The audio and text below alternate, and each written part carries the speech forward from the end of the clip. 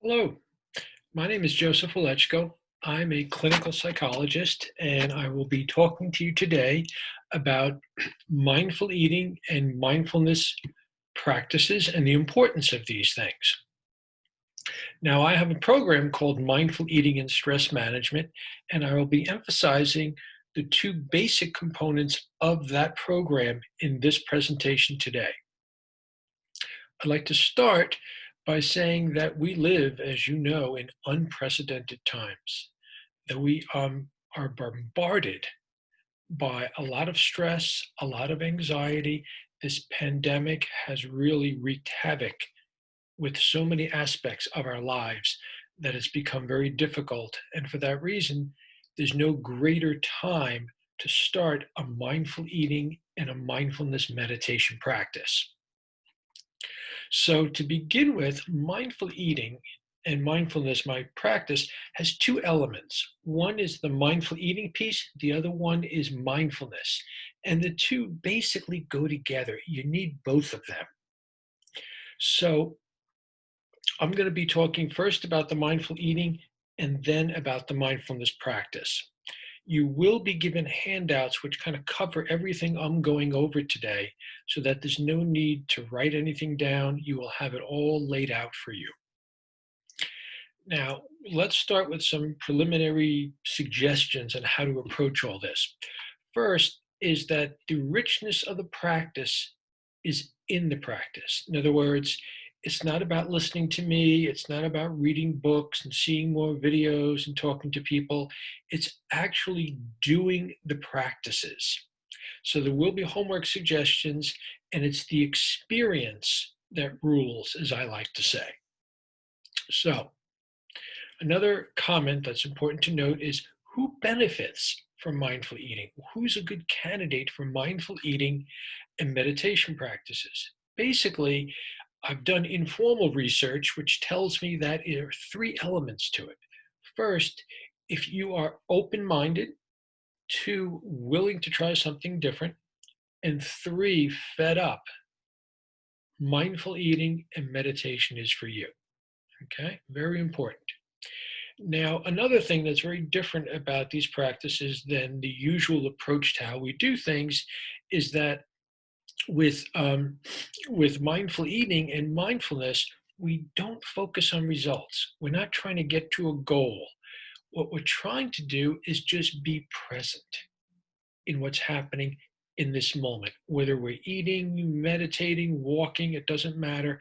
We're not looking for a goal. We're not forcefully trying to change things. Okay. So, also, we need to, shall I say, adopt an attitude of non judgment. In other words, as you do these practices, you will start to judge yourself. And when that happens, my suggestion is you just avoid it. You just let it go. You recognize there's a judgment here and you let it go. You don't stick with the judgment. Okay? Very important. Now, when you do these practices, I'm not suggesting you try to change anything. So, if you're doing mindful eating, don't try to change your eating habits. What I'd like you to do is just be aware of your eating habits and cultivate greater awareness. It's almost like you are an observer to yourself. That's what we're looking for here. And the metaphor I like to use with people is that you are a scientist, and the laboratory is your life, is when you sit down to the table to eat. Okay, so what does a scientist do? A scientist does not discriminate. A scientist will say, I want to take in all the information I can to learn as much as I can about this experience and what's going on in my laboratory. So there isn't a sense of I accept this, but I reject that. No, we take everything in. Okay. We are able to sit with a sense of uncertainty, have a sense of curiosity, and accept that for this moment, I do not know, but I want to gather information so I can learn and know eventually. So, why do we need mindful eating? Well, it's pretty simple. Pretty simple. there is a three-step paradigm that you have in the handouts there, and it says why we need a mindful eating practice. Now, in the left column, you can see the number of interventions, just a smattering of things people do to change their weight or change their relationship to food or to increase their exercise program, whatever it may be. So some people have bariatric surgeries, some people do yoga, some people go to a nutritionist. There are an infinite number of diet programs and things people do. All of it is great stuff. But for some people, it doesn't work because everything you do has to go towards that middle column, towards the right, and that is what happens inside your mind. That's your psyche. So everything has to filter through it. So when that happens, for many people, they have these wonderful diet programs and things they're trying to do, but those efforts get jammed up because there's this tendency for emotional eating, stress eating. There's the family culture that teaches us what our relationship to food should be. There's what I like to call the 8 types of hunger. There are 6 false hungers and 2 genuine hungers. And most people align themselves with false hungers, which means they think that these are signs that they're hungry, but it's not. The 2 genuine hungers are where you should be when you decide to eat. Also, there are issues of being in a state of distraction, being critical of yourself, being judgmental of yourself, negative thinking, being on autopilot. All these factors play into your relationship to food and how those efforts to change your relationship to food will end up. So if you have a lot of those issues in the middle column, when you get to your results in the right-hand column, it's diminished because those issues such as the stress eating, the emotional eating, the self-judgment, autopilot, all that undermines these wonderful interventions and techniques that you try to institute to begin with. So, mindful eating is the only thing I know of. Well, there are other things, but it's the only thing I know of that directly focuses and targets what goes on in the psyche. And we do that by using mindfulness practices and mindful eating practices. So, having said all that, the big question is, what is mindful eating? Well, mindful eating has 3 aspects to the definition that I'd like to focus on.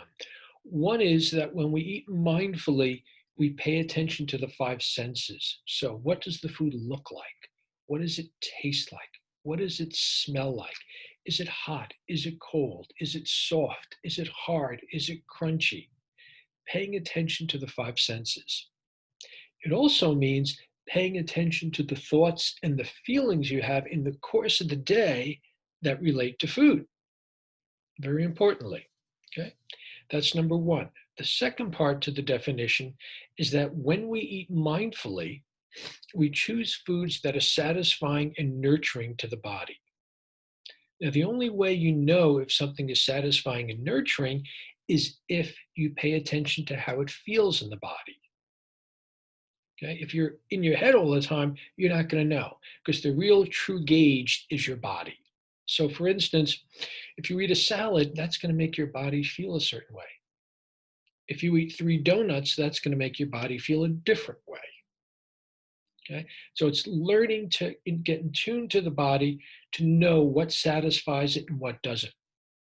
Many of us are guided so much by the taste of food that we really don't care about how it affects the body.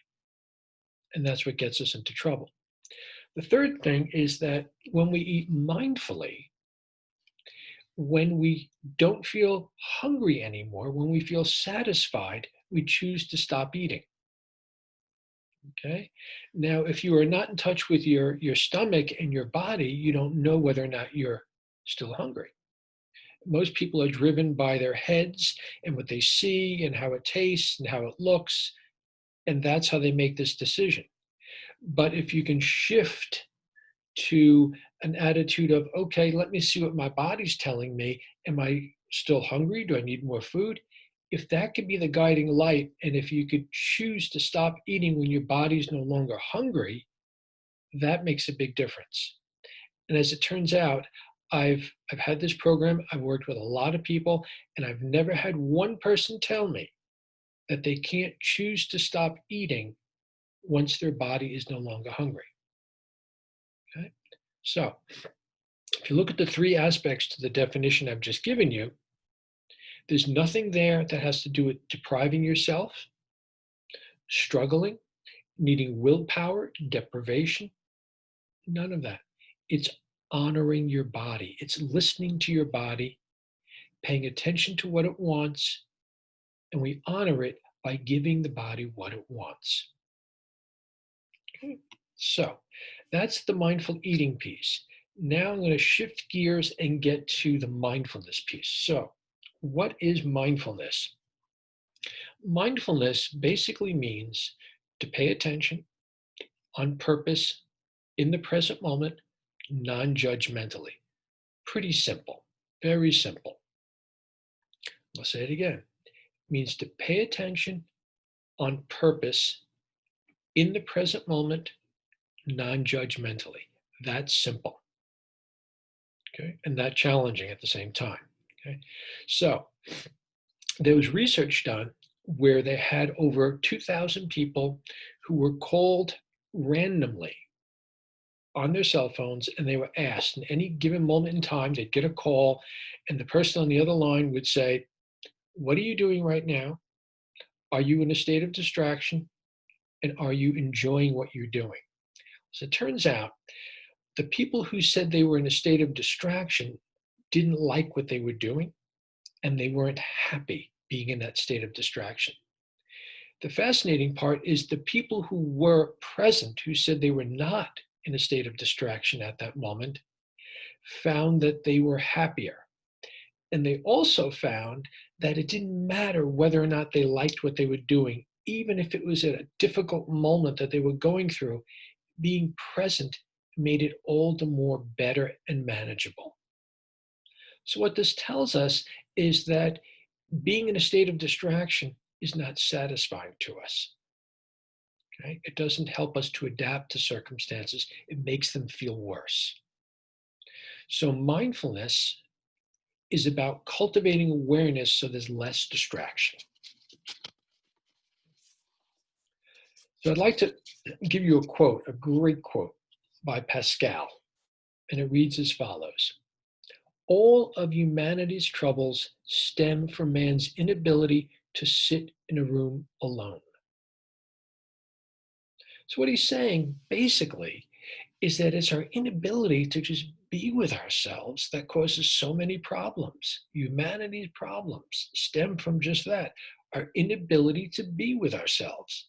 And be with ourselves means what? Well, what it means is, can I deal with my feelings? Can I deal with my worries, my disappointments, feeling frustrated, feeling angry, feeling nervous, feeling tense, especially in these times with the pandemic, massive amount of uncertainty what the future is going to bring. Okay. So it's our inability to be with that, to just sit with it and accept it that causes so many problems. Okay. And what happens is we tend to get stuck in our thinking. And what happens when we get in our thoughts is that we exaggerate things, we distort them, and then we just stick with them over and over. It's like a tape, just keeps going and again and again and again, the same thing. And then we hate it and we're trying to get out of it, we don't know how. Okay. So the idea here is to have a different relationship to ourselves. And the idea of meditation and being with yourself is just to sit in a state of awareness of it, not to be reactive and fester in the thoughts. So, when we meditate, which I'm going to explain in just a little while, when we meditate, we are in a state of just observation of what's going on, not getting tangled up in it, not thinking about it, not reacting to it. In a way, it's like you can imagine that you've got this bucket in your head, and this is a bucket of awareness. And the more you practice mindfulness meditation, the bigger that bucket gets, and there's more space to hold more in terms of the types of experiences that you have. Okay? And the more you can hold things and have a tolerance for them, when they're in just a state of awareness of it, observation of it, just kind of like the scientist who's observing, things simmer down. We feel better. We feel so much more relaxed. Okay, and things feel much more manageable. Okay, so what I'd like to do is start with a brief meditation. And in this meditation, I'm going to ring some bells. But before I do that, I want to give you some basic instructions about how we meditate. When we meditate, we sit in a chair in a room where we know we are not going to be disturbed. We will put our feet on the floor, our back is straight, our head is forward, our shoulders nice and relaxed, our hands at our sides, and we gently close our eyes. Now, before I start the meditation, I just want to give you some other instructions. When you sit down to meditate, make sure that you are in a room with a closed door, that no one's going to be disturbing you in any way, that you will be able to be uninterrupted, and that you're not wearing tight clothes, you don't feel cold, you don't feel hot, you want to be comfortable. You don't have to go to the bathroom, you're not sleepy, you're not very tired, okay? You want to have conditions set so that you can be awake and aware.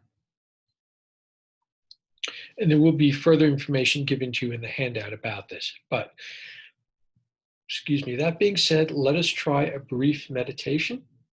So I'd like you to sit with your back straight, your feet on the floor, your hands at your side, your shoulders relaxed, your head forward, and gently close your eyes.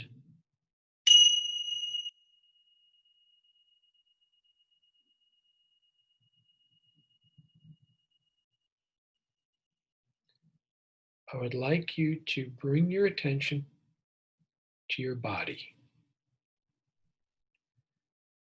Just being aware of anything you can sense in your body. It could be your feet on the floor, your body sitting in the chair, any tension you may feel in your body. It doesn't matter what it is, but just bring your awareness to your body.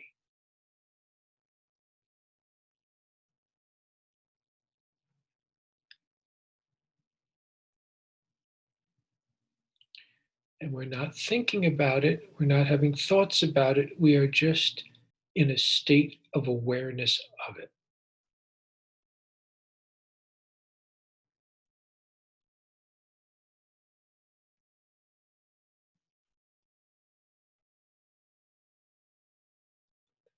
Notice if you get carried away by your thoughts.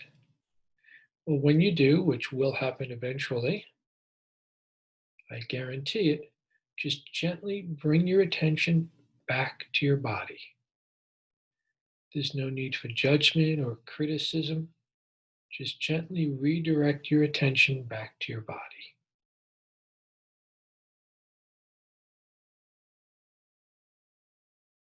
Now bring your attention to your breathing. So instead of having your attention all over your body, focus on one spot. It could be your nostrils, your chest area, or your belly. And just notice the in breath and the out breath as it is.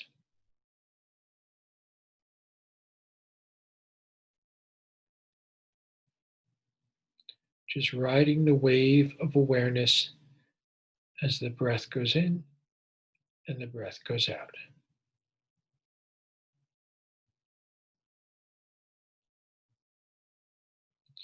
Now, we're not trying to control the breath, we're just in observation of the breath. We're not thinking about the breath. There's no narrative going on. We're just gently aware and feeling the breath going in and out of the body.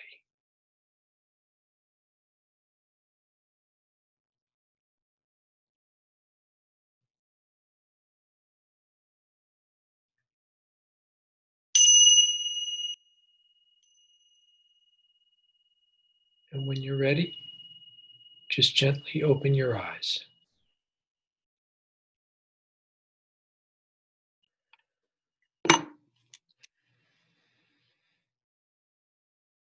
For most people, when they do this, even as we've done for just several minutes, you start to feel simmered down.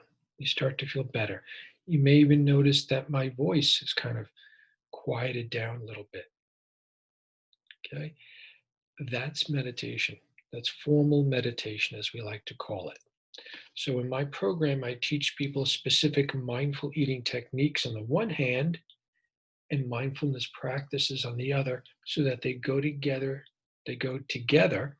And as such, we have this union where we can get our stress level down, our ability to observe and be aware of our behaviors in relationship to food and our thoughts and our feeling states heightens. And when it heightens, we have insight, we have learning, we have growth. And that's the point of all this. So that's the formal meditation. I want to point out that meditation and mindful eating are gifts that only you can give to yourself, no one else. And I assure you that if you do these practices and you commit to them with some regularity, you will start to learn about yourself. You'll start to feel better. Okay?